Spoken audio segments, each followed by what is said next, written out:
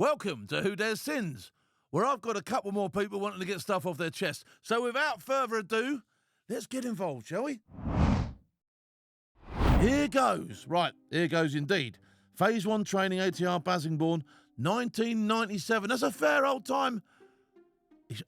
Yeah, that's a long time ago now, isn't it? But 87 I was in, so you're still a crowbag to me. Anyway, your weapons are being cleaned to destruction, you say. You had the SA-80 then, obviously. There was a Geordie Fusilier recruit bully. A Geordie Fusilier recruit bully in our section who quite fancied himself as top dog. There you go. I don't like bullies. But this story is about this Geordie Fusilier who's obviously thinks he's top dog.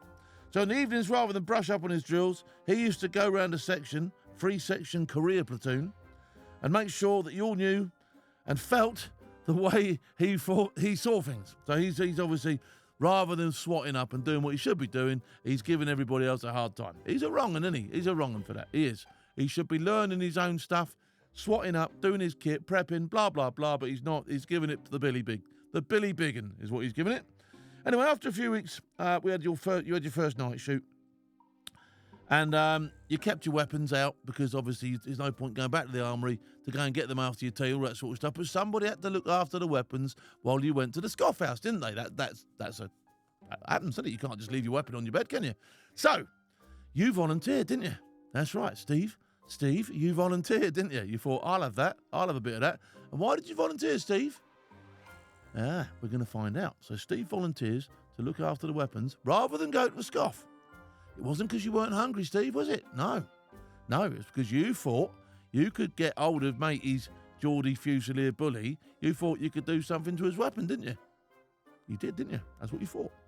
And you did do that, didn't you? So all the beds are on all the weapons are on the bed, all laid out, blah, blah, blah, blah, blah. You've worked out which one belongs to Fusilier bully. And you've decided to do something, haven't you? What did you do? There's a number of things you could have done to stitch him right up. But you've decided, because he used to always walk around and not do his own work and all the rest of it, that he wouldn't be as diligent enough to check his change lever, would he? So you thought to yourself, I'll flick it onto fully automatic, knowing that you wouldn't be using fully automatic on your night shoot, and the chances were he would not be checking that, and you could have a good laugh at his expense, didn't you? Anyway, so let's look at what happened. So you do that. They all come back from scoff. You get your weapons.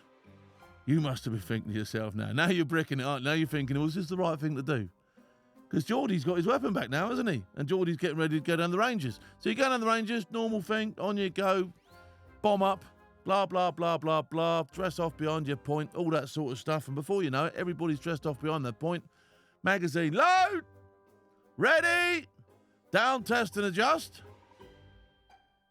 And you're ready to go, aren't you? You're ready to go. So, your targets are up. And as per normal, one person there's always one person, boom, it's as soon as it comes up, isn't there? Then there's another one, boom. You're thinking to yourself now, he's checked his change lever. Anyway, the third weapon to fire. Oh, that's him, isn't it? Let's see how that went down, shall we? Again, your heart was pumping. Bang, bang, bang. Da-da-da-da-da-da. The smile on your face went from ear to ear. One of the section commanders shouted, "Who was that? Stop!" Because that's what they do, isn't it? Stop. And said Fusilier got dealt with old school style. I don't know how old school you were, so I don't know if that was an OBE, one behind the ear, or whether it was an extra, or whether it was anyway, old school style to you is old school style. Enough said. Steve, thanks for your story, me old China plate. Nice one. And Fusilier Geordie, and you know who you are if you've watched this, because you were in free section career platoon in Basingbourne in 1997. There can't have been that many of you, can there? If you're still a bully, stop it, because it ain't nice, all right? Here we go. Bit of RAF-related humour coming out now. Not really a confession of mine. So what you sent it in for then, you donut? This is Who Dares Sins. But maybe somebody could admit to you're asking somebody else to grass himself up. All right, then, let's see how this goes in. December 1981, and you're at RAF Catterick. halfway through your fireman's training. That must have been quite good fun, that little fireman's training. I did fireman's training. Where did I do it? Down at Manston. They'd got a big old fire. Anyway, I'm distracting away from the story here. After a long day on the fireground, I dragged my weary backside back to the naffy, which was located at the back of the mess hall. I round the corner, and the sun is just above the horizon, and it catches you right in the eyes, doesn't it? There you go. Boom, you can't see nothing. So you're still walking, and instantly blinded. Less than half a second later, something hits you so hard it knocks me into a flower bed. So you've walked into something, basically, haven't you? Because you can't see. You're in a non-flowering greenery, is how you describe it. So a flower bed that isn't really a flower bed, it's just an overgrown part of the path. I know the ones you're on about, round the outside of the naffy. You know the score, I know the score. I'm thinking, what happened? What happened there? Anyway, you're about to get up, and as you look up, you see a very young-looking rock ape. Your words, not mine. RAF Regiment to me. Rock ape to you, okay? That's your words, not mine, just to confirm that. Rock ape, all right? Rock ape Rupert. Rupert is my word. You put officer, but I put Rupert. So a rock ape Rupert is looking down at you, and he's got his hand up like this, and he's screaming at you because you're obviously not saluting. He can't work it out, this rock ape Rupert, because why are you grovelling on the floor and staring at me from the edge? So the best thing you can do is brace up in your little hole, throw your thing up, and you say he grunted, and then he just fucked off. Your words, not mine again. He just fucked off. Leaving you lying in the foliage thinking, did that really just happen? So what you want to know is, if you were that young rock ape Rupert, what was going through your mind?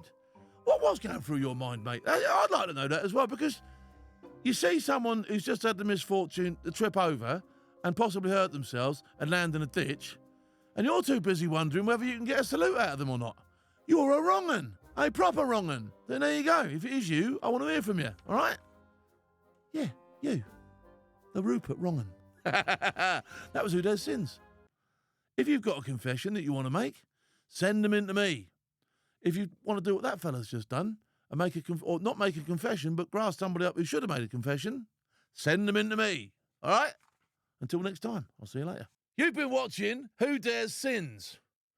If you've got a story you'd like me to tell, if you'd like to fess up, if you've got something you want to get off your chest, why don't you send it in to the details below? Click subscribe at the same time, give us a follow, a thumbs up, you know the score, and who knows, you could star on here yourself.